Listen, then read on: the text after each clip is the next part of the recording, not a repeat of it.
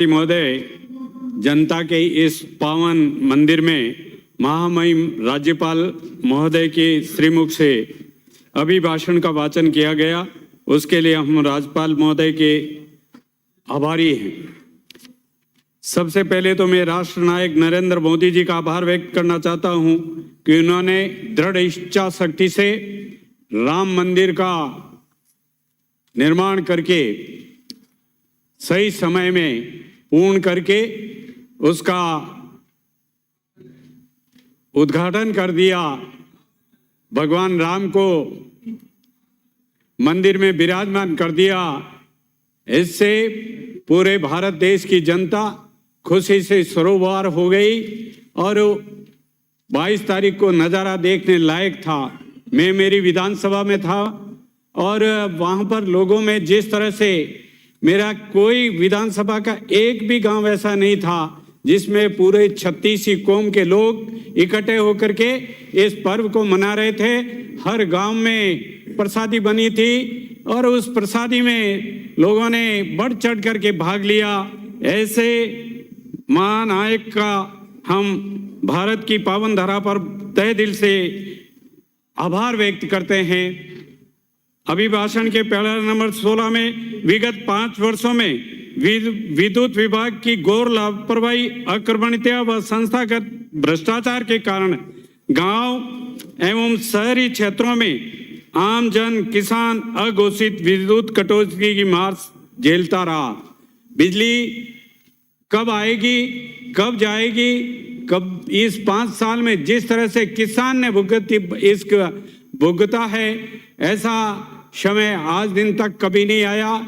माननीय वसुंधरा जी के राज में निश्चित रूप से 7.5 घंटे रात में और दिन में अगर लेंगे तो 7 घंटे बिजली दे करके किसान को पूरे 5 वर्ष तक बिजली दी। और आपका राज आते ही किसान को मात्र 4 घंटे और मात्र बाद में 1 साल के लिए 5 घंटे तक बिजली दी, जिससे किसान अपनी खेती से महरूम रहा। ये भी कोई सुनने वाला नहीं था। कोई कर्मचारी टेलीफोन भी करता तो सीधा जवाब आता, बिजली आगे से गई हुई है। आगे से मतलब कहां से गई, कोई जवाब देने वाला भी नहीं था। इस तरह से अघोषित बिजली काट करके जनता को परेशान किया गया। आम जन में अंधेर नगरी चौपट राजा की कहावत चितार्थ होती रही। आपने किसानों को पहले वर्ष में 4 घंटा बिजली दी थी, अब हमारी सरकार आते ही ये बिजली 6 घंटे की है। इसके लिए मैं मुख्यमंत्री जी का तहे दिल से आभार व्यक्त करता हूं कि आपने आते ही बिजली की व्यवस्था को ठीक किया और नॉन ट्रिपिंग बिजली करीब करीब आने लग गई है। ये बिगड़ी हुई स्थिति को सुधारने का किसी ने काम किया है तो हमारी सरकार ने आते ही शुरू कर दिया। पूर्ववर्ती भाजपा सरकार ने प्रदेश में डिस्कॉम को आर्थिक संबल देने के लिए उदय योजना के माध्यम से 62,400 करोड़ का ऋण माफ किया था, किंतु दुर्भाग्य से कांग्रेस सरकार के कुप्रबंधन व भ्रष्टाचार के कारण आज ये ऋण बढ़कर 88,700 करोड़ के पार चला गया है। जैसे आज सरकार के पास न तो ट्रांसफार्मर है, न ही बिजली का सामान है, मीटर भी नहीं है। किसानों के डिमांड भरे हुए 1-1, 2-2 साल हो गए, उन किसानों को कनेक्शन नहीं मिल रहे हैं। मेरे डिस्कॉम के एमडी से बात की तो केसाराम जी अभी ट्रांसफार्मर की व्यवस्था किसी तरह से कर रहे हैं। तो ऐसी सूरत में आपने 5 साल में किसान, भारतीय जनता पार्टी के राज में 72 घंटे में ट्रांसफार्मर बदल दिया जाता था, मगर आज पंडा दिन किसान फसल सूख जाती है और ट्रांसफार्मर नहीं बदला जाता। इससे भी किसानों के बहुत बड़ी दुविधा में बिजली के अंदर धकेला है। विदेशों से महंगा कोयला खरीदा, कोयला धुलाई और निजी विद्युत उत्पादन कर्ताओं से महंगी दरों पर बिजली खरीदने में गत सरकार द्वारा संस्थागत भ्रष्टाचार की जांच करवाकर दोषियों के विरुद्ध कार्रवाई करते हुए विद्युत तंत्र को सुदृढ़ करने की कोशिश की जा रही है। बंधुओं, इस तरह से विद्युत के अंदर भ्रष्टाचार के कारण से ये डिस्कॉम इतना घाटे में चला गया जिसकी आप कल्पना भी नहीं कर सकते। आपने पूरे 5 साल में TND लॉस को कम करने का कोई प्रयास नहीं किया, जिससे बिजली ट्रिप होती रही। और आपने उस जो लाइन लॉसेज हो रहे थे उसको ठीक करने के लिए एक भी नया फीडर नहीं बनाया, न ही कोई नया जीएसएस बनाया। इसलिए विद्युत तंत्र को सुदृढ़ करने में इसको अक्षय ऊर्जा को प्रोत्साहन कर राज्य को आत्मनिर्भर बनाया जाएगा। गत सरकार द्वारा घाटे में धकेले गए डिस्कॉम का आर्थिक हालत को विशेषज्ञों के परामर्श व कुशल प्रबंधन द्वारा सुधार कर नागरिक उद्योगों को और किसानों को गुणवत्तापूर्ण बिजली आपूर्ति करना सुनिश्चित करेंगे। वसुंधरा जी के राज में किसानों को 10,000 रुपए एक साल में माफ किए जाते थे। आपकी सरकार आते ही वो 10,000 रुपए बंद कर दिए और 4 साल तक किसान के एक उपभोक्ता को 40-40 हजार का नुकसान आपने पहुंचाया। और अब जाते जाते आपने 2000 यूनिट फ्री देने का कहा था, मगर वो भी आज दिन तक नहीं दे पाई। ये किसानों के साथ कुठाराघात करने का काम अगर किसी ने किया तो आपकी कांग्रेस सरकार ने किया। हमारी सरकार 3 दिन में ट्रांसफार्मर बदल देती थी, आप 15 दिन तक भी नहीं बदल पाए। हमारी सरकार गरीबों को रियायती दरों पर भोजन सुलभ कराने के लिए संकल्पित है। हमारे वसुंधरा जी के राज में श्री अपनी वैष्णो देवी के नाम से जो भोजनशाला चलाई थी उसको आपने इंदिरा गांधी के नाम श्री अन्नपूर्णा मतलब वैष्णो देवी, उसके नाम से हमारी सरकार ने योजना अन्नपूर्णा योजना चलाई थी और आपने उसको बंद करके इंदिरा रसोई का नाम दिया। इसलिए और पूरा भरपूर कोई भोजन नहीं दिया।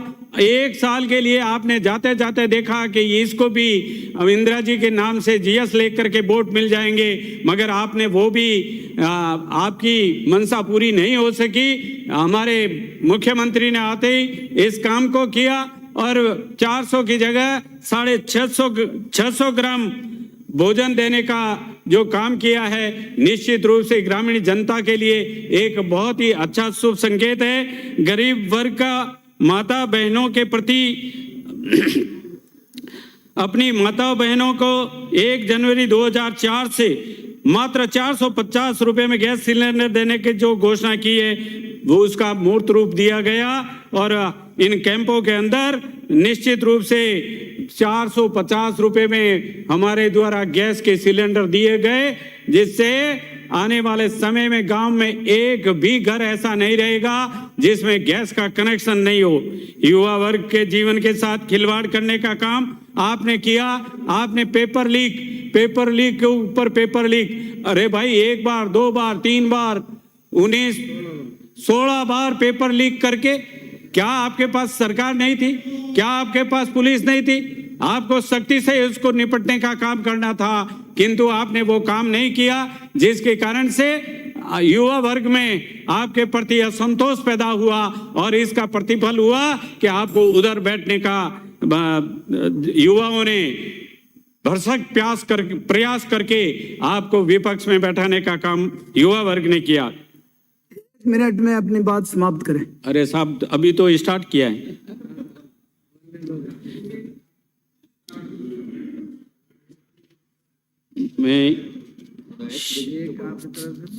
मैं पूर्ववर्ती सरकार की नीतियों के कारण प्रदेश में भ्रष्टाचार चरम पर रहा। जल जीवन मिशन पाइप खरीद में घोटाला, सूचना प्रौद्योगिक संचार विभाग की अलमारियों में सोने नकदी की बरामदगी, एसीबी की जांच में सजा योग्य पाए गए प्रकरणों में पूर्व सरकार ने न तो ठोस कार्रवाई की और न ही अभियोजन स्वीकृति की प्रदान की। हमारी सरकार भ्रष्टाचार के प्रकरणों को सीबीआई के द्वारा अनुसंधान की शक्तियां बहाल कर दी है। प्रदेश में भ्रष्टाचार पर अंकुश के लिए आगे भी ठोस एवं कड़े निर्णय के लिए जाएंगे।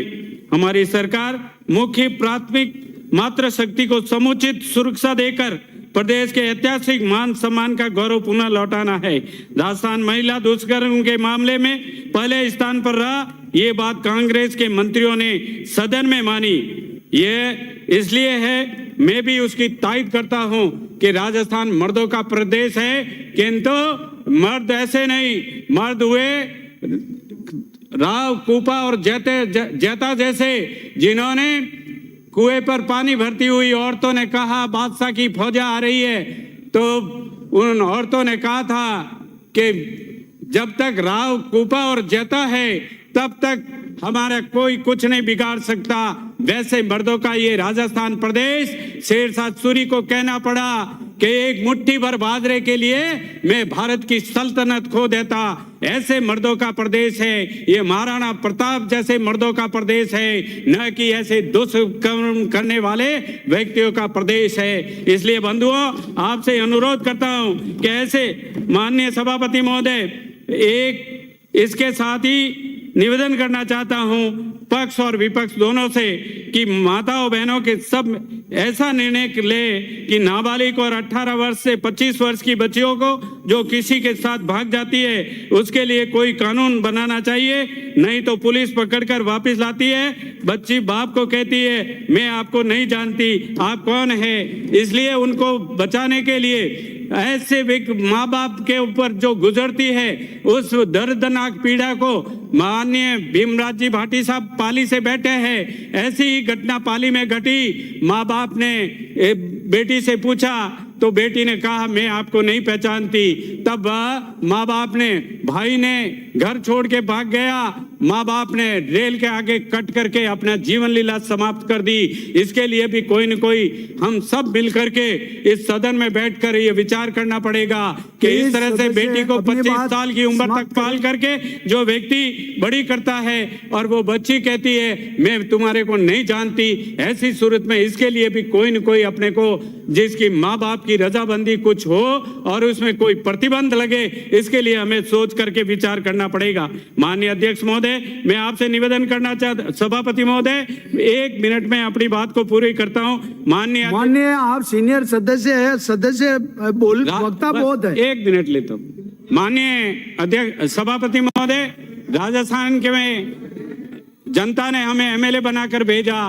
शपथ लेते ही माननीय प्रधानमंत्री जी की योजनाओं को लेकर के 17 तारीख से माननीय 30 तारीख तक जो योजनाएं, 17 फ्लैगशिप योजनाएं लेकर के प्रधानमंत्री जी लेकर के हम गए और उन योजनाओं के माध्यम से श्री घनश्याम जी मेहर, आपका बहुत बहुत आभार। जय हिंद, जय भारत।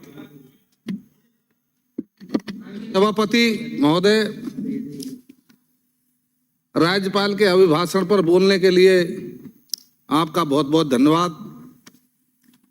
मैं आप सभी 16वें विधानसभा के प्रथम सत्र पर आप सभी को बहुत बहुत शुभकामना देता हूं और प्रदेश की